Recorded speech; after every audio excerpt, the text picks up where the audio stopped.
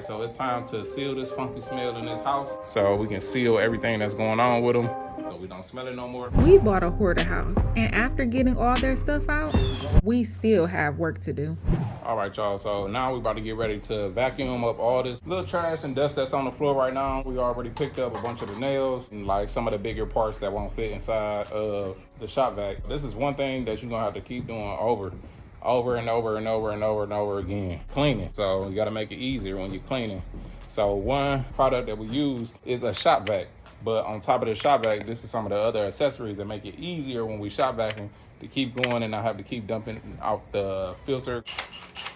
A filter bag for your shop vac. It really come in handy because it don't clog up your filter and all the debris to go in this bag instead of inside the actual shop vac, and then you got to pick it up, dump it out, and having to keep cleaning out that filter. Without a bag, you're gonna keep having to clean out your filter. When you dump this, it's gonna be dusty.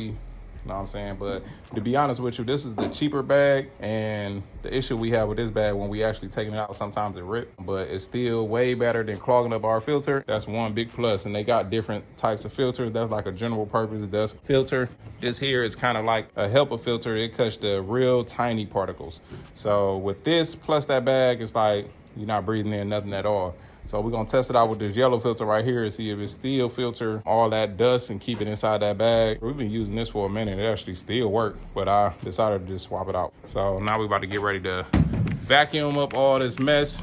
We finally got everything nice and clear in here. So we got a clear open workspace and we're about to vacuum. And then after that, we're gonna prime these floors so we can seal everything that's going on with them. And we also gonna spray inside of these wall cavities too, just to kind of do a double short to make sure that it's sealed. If any smell still lingering in this old wood, that's why I didn't tack these down. So we can pull this back like here and go ahead and spray inside the wall cavity. So I didn't even staple this fabric just yet. But all of this fabric is gonna get stapled like this front wall is right here. And then we're gonna blow in the insulation. So let me get to it. To work I go. I will get this ready. Like I'm back in it.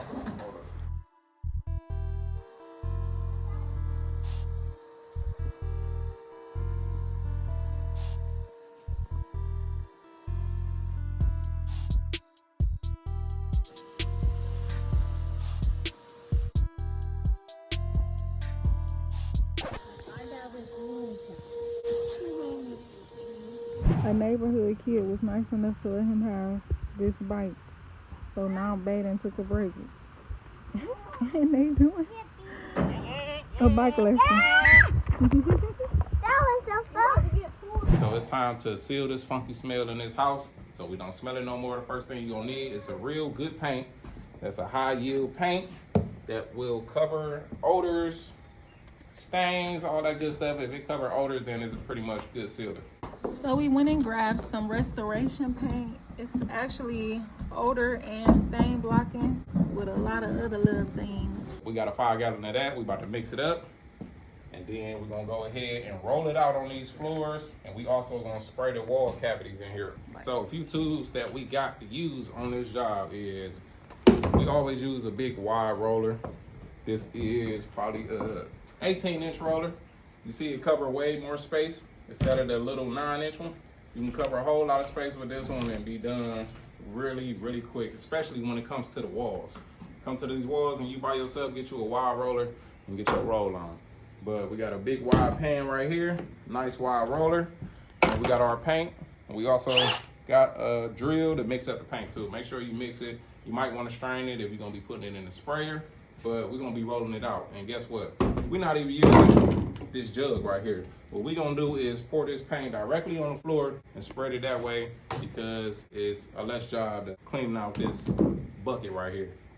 And all we doing is just spraying paint. We ain't getting real funky with it. And if you're wondering, what's this contraption here? That's the Bluetooth speaker. Yep, it's a Bluetooth speaker and a TV, but the TV stopped working on us probably a couple months after we had it. I think the kids probably broke the screen or something.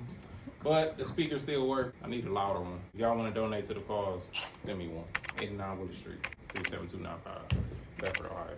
Also, the store you go to, they might offer the option of them shaking the paint up for you. Sometimes that's good enough, sometimes it isn't. And some stores even give you a free paint mixing stick. So in case you don't have the drill with the attachment, Right. And I probably won't need this, but they shook it up. I'm gonna still mix it just because. And the directions say we can actually add a little water to this to stretch it, but who cares? We're gonna stretch it on this floor. This floor needs a nice high yield. Yes. So we ain't stretching that. So we're gonna start in this room back here. The way we're doing it, we start on the back and then working our way out the door. So this back room, see all these old floors is what we covering up right here. Anything past that wall right there is all new floors. That back room, we got brand new subfloors, brand new floor joists. So all that's brand new, that don't have to get primed. But all these floors in here is older floors that was here before us, which means they need to get covered up. Before you do this, make sure you do a nice vacuum. You can mop if you want to. Make sure you vacuum all in your walls and stuff. You don't want no dust, nothing left over. No old rats. No old rats, no mice, no rat dookie, no mice dookie. Clean all that stuff up. Don't be trying to paint over that. Some people will do that. I don't know what kind of house y'all buying out here, but we ain't gonna get into that. We care. So we about to get ready to get the primer. Damn, smell like nice paint. Ooh, Oh, Lord. And I smell no funk. Talk about some. I'm gonna throw this mask on. Yeah. A little strong. Mask up, PPE. PPE. PPE. What's that song? It was like, get from right here, just my.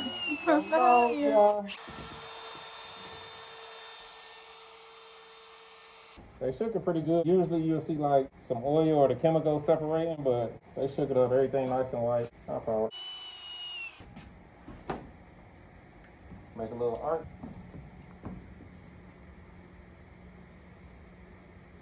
Say art. All right. I could put the top back on there and pour it out this spout. I'm gonna start off by pouring a little bit on the edge of the wall, and then I'm gonna just pull it back and, paint. It's nothing in the basement that can't get paint on it, is it? No, Okay. it ain't gonna be dripping like that. Yeah.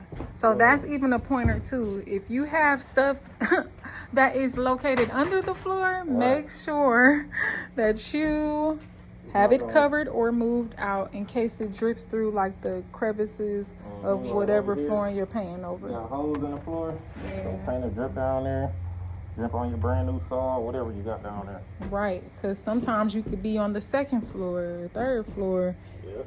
and you'll be painting that other floor without knowing. That's one way to start.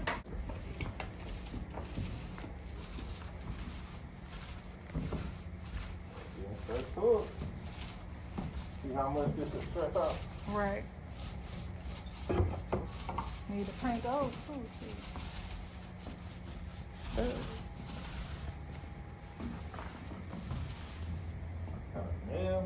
Uh-oh. This paint actually claims that 1 gallon covers 300 to 400 square feet. We're working with a 900 square foot house, but the whole house does not have to be primed. So we're gonna see about how true it is. We have a 5 gallon, so we should have more than enough left over if that's the case. This floor actually had hardwood over it. So the real funkiness is out there.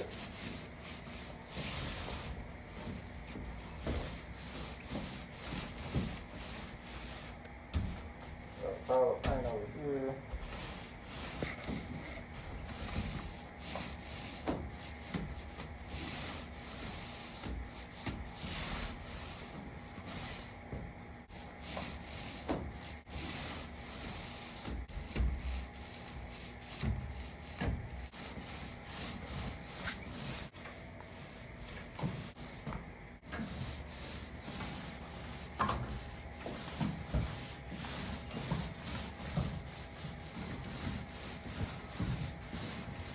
Trying to think if I should use that bucket. Versus having to keep lifting it up. I don't want to put too much paint on there. You see how that spot right there is white? Like everything nice and filled in. I poured about the paint. Yeah. So, might be better to put it in the bucket.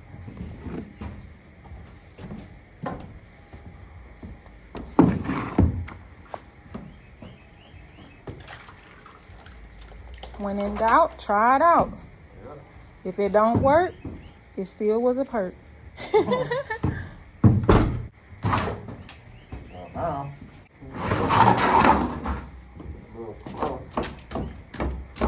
So the reason I'm using a bucket now instead of just pouring it out, because right there I poured too much paint and it was kind of hard to pull it back this way and spread it. It kind of just started soaking in and sitting there, which is still cool because it's gonna seal it, but more control when you can just dip it and roll it. Right. It ain't that big of an area. Understood.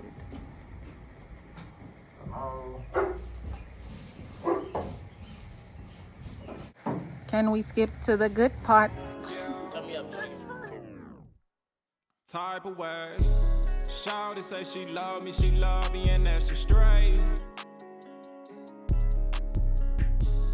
You can follow them because I'm going the other way. Chasing after paper, trying to redirect the way. I'll just make my own while y'all trying to follow ways. Oh, What? stick bro. Oh, darn. Going after goals, I ain't got no time to waste. Sitchy getting sticky, but I still keep the pace. Trying to beat me when I never called the race. Thought it was real love, turned out fake. So the perks of doing your own renovation can be when you make messes. There's nobody telling you like, what the heck, you just messed up my porch that I just had built. Come on, guy. How much are you gonna Compensate. Oh, Oh my gosh, see, look. Oops, he did it again. who gonna whoop? Me. Who gonna sue me? Nobody. But we actually need to clean that shit. Yeah, we ain't, it's sad because we not even prepared. We supposed to have a oops rag. We ain't got no oops rag. We got paper towel. I mean tissue. I have to get the tissue. That's cool. And Ooh, we're done. That boy icy white. Like a skating ring. Ice ring. Dang, that boy look good. so we'll let y'all know how it looks when it dries. Is this paint actually stain blocking? Is this paint actually odor blocking? Right. We gonna see. Now we gotta figure out the porch.